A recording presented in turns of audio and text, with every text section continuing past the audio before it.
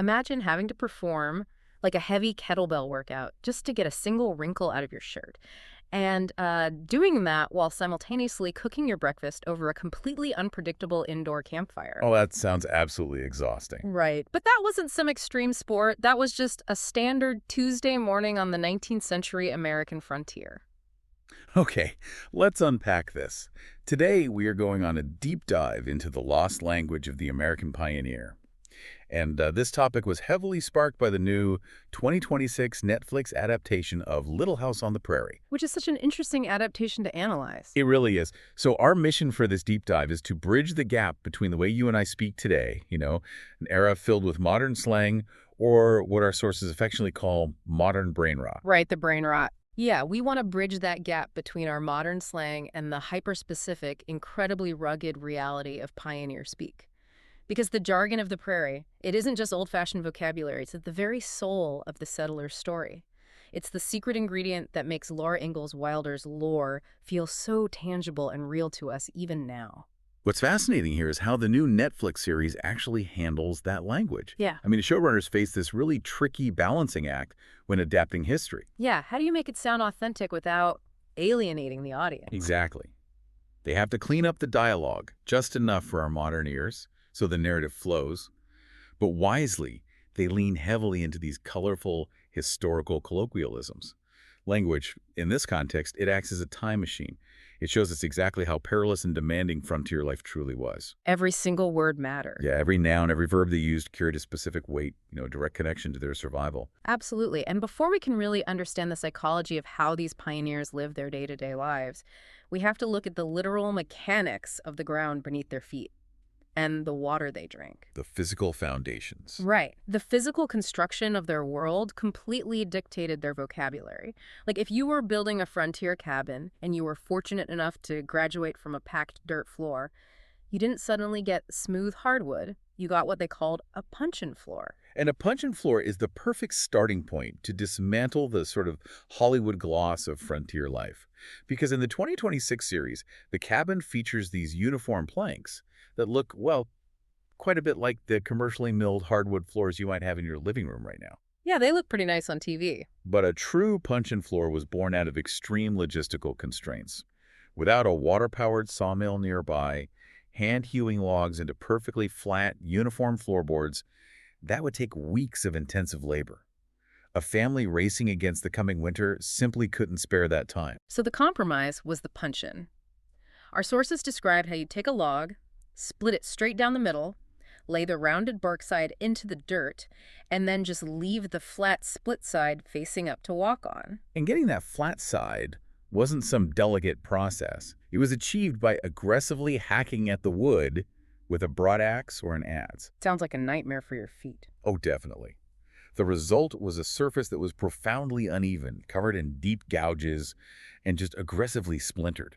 The gap between each log could literally swallow small tools or dropped food. So you're trying to walk across your own bedroom in the dark, and the floor itself is an active hazard. It grounds you in the brutal reality of their environment. You couldn't even navigate your own home without dealing with the rough terrain of the frontier. No safe haven, really. Right. It was an environment that demanded heavy-duty solutions just to secure basic necessities. Which brings us to a massive piece of pioneer engineering from our sources, the windlass. Yes, the windlass. It's featured really prominently in episode 5 of the new series, set in Kansas. We see Charles "Pa" Ingalls and the character played by Adam Scott building one together. It's this essential piece of primitive machinery. To help you visualize this, a windlass is basically a horizontal wooden barrel suspended over a well hole and rigged to a hand crank. You wind a thick rope around that barrel drum. It acts as a force multiplier. A very necessary force multiplier. Exactly. Turning that crank allows a single person to haul incredibly heavy, dense buckets of wet clay, rock, and earth up from deep underground. Digging a well was exceptionally dangerous, back-breaking work. But it was a non-negotiable lifeline, right? Because if you don't tap into an aquifer, the family abandons the claim or perishes. The stakes couldn't be higher. But looking at the sources, I have a major question about their methodology here. Oh, what stands out to you? Well, the sources explicitly mention that once the well was finished and the water was flowing, the windlass was dismantled and taken down. If this complex contraption was such a vital lifeline for the family, why did they take it apart? I mean, it seems like a waste of a perfectly good crank. why wouldn't you maintain that mechanical advantage to pull your daily water up? That's a great observation. It comes down to the fundamental difference between heavy construction machinery and daily domestic utility.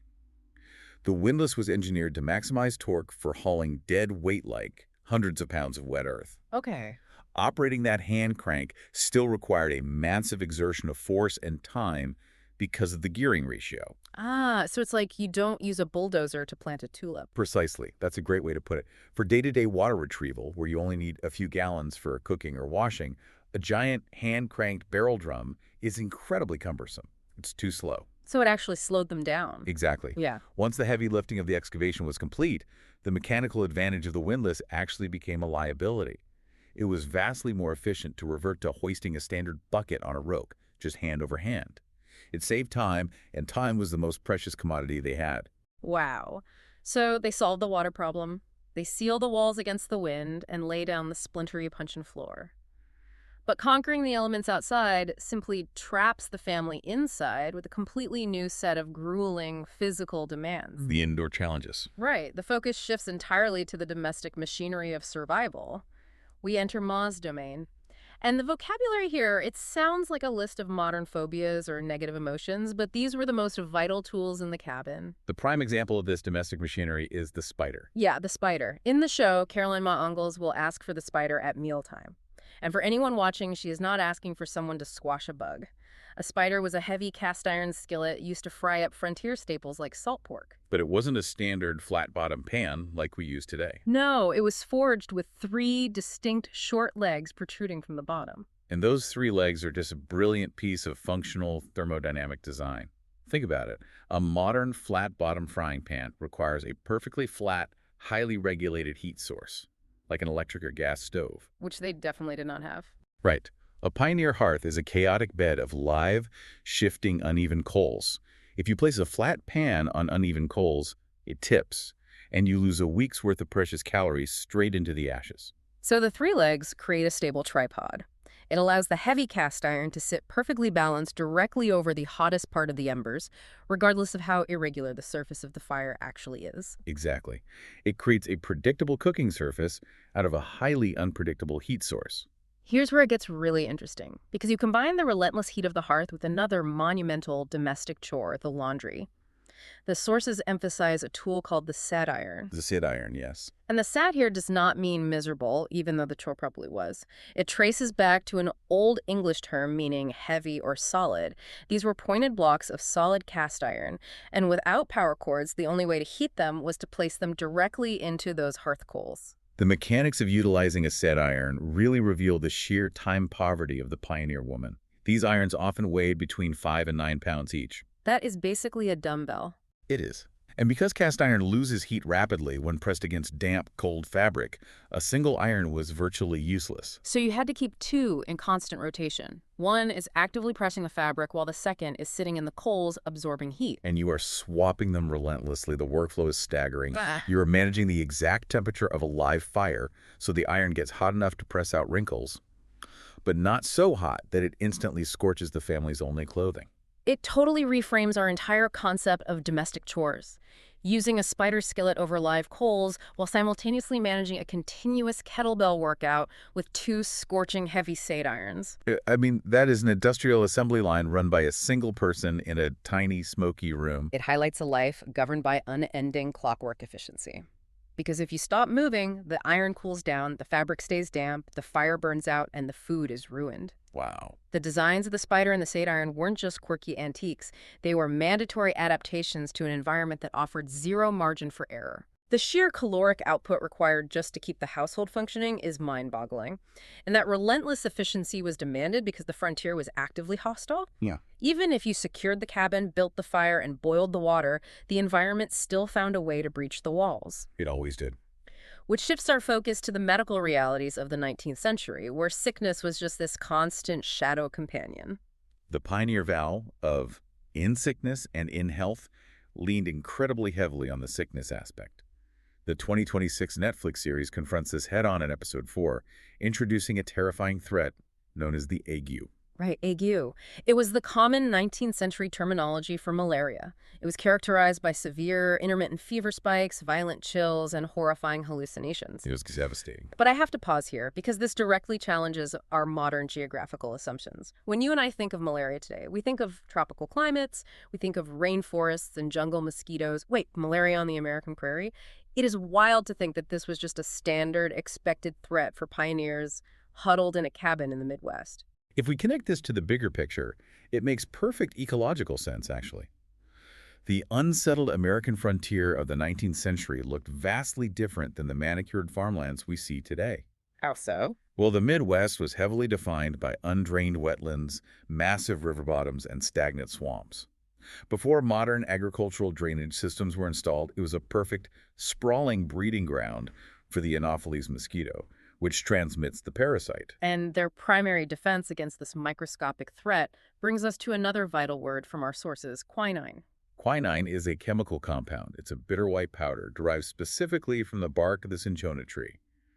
In both the original Laura Ingalls Wilder novels and the new adaptation, it is the desperate standard treatment to break the malarial fever. Yeah, in episode 4, we watched Dr. George Tan desperately hunting for this specific treatment to save the family, but finding pure quinine wasn't a matter of foraging in the nearby woods. Not at all. And this raises an important question that kind of shatters a major American myth. We hold on to this romanticized image of the fiercely independent, self-reliant settler who lives entirely off the land and needs no one. But you can't forage medicine out of prairie grass. Exactly. The cinchona tree is native to the Andes Mountains in South America.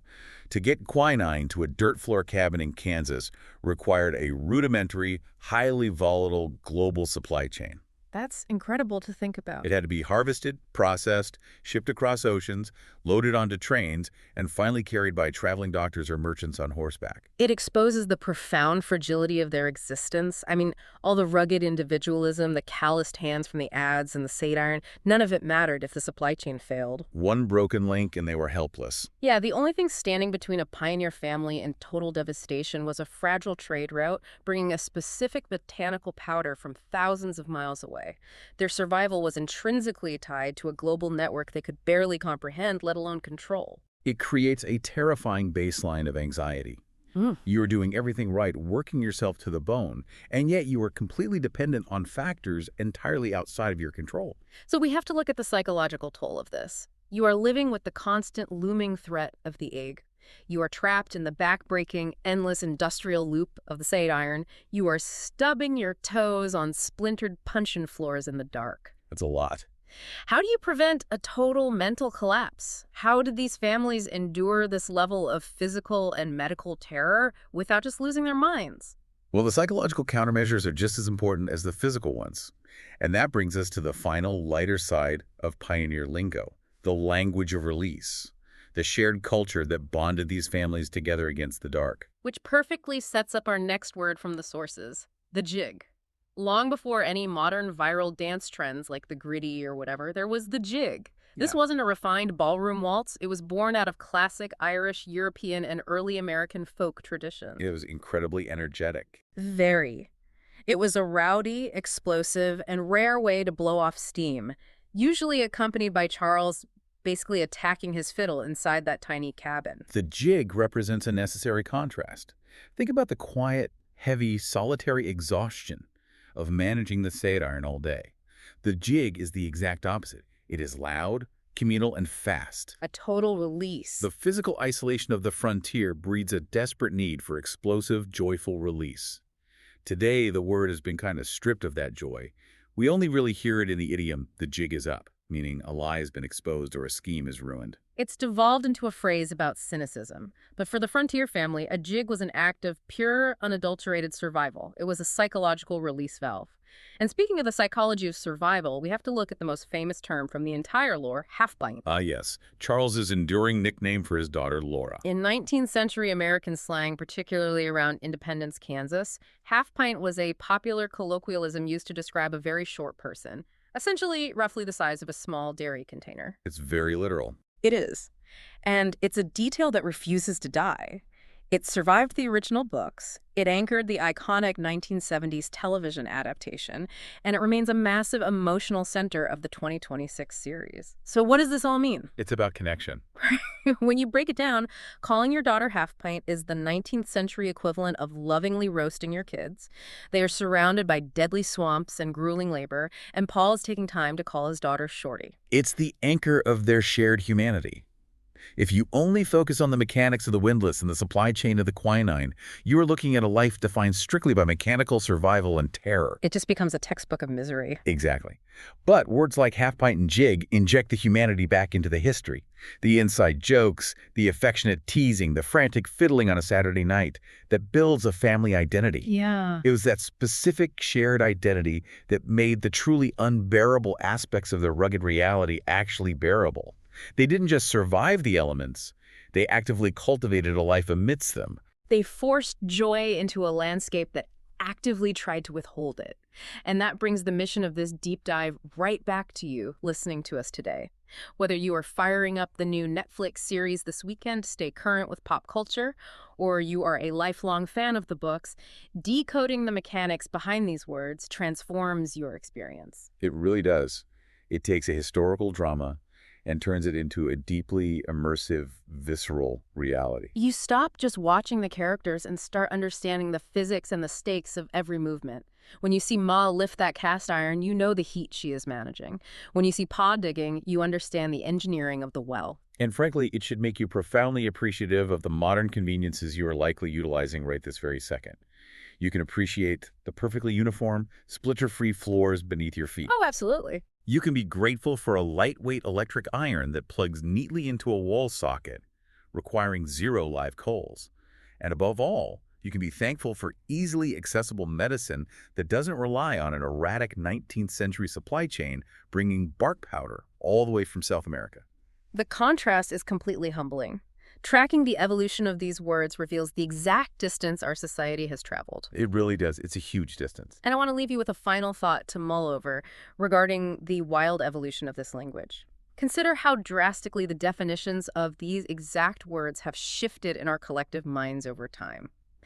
A spider went from being a vital, life-sustaining piece of thermodynamic engineering for your family's breakfast to a household pest that you trap under a glass and throw outside. A jig went from being a joyful, rowdy dance that saved a family from psychological collapse to a cynical phrase about being caught in a lie.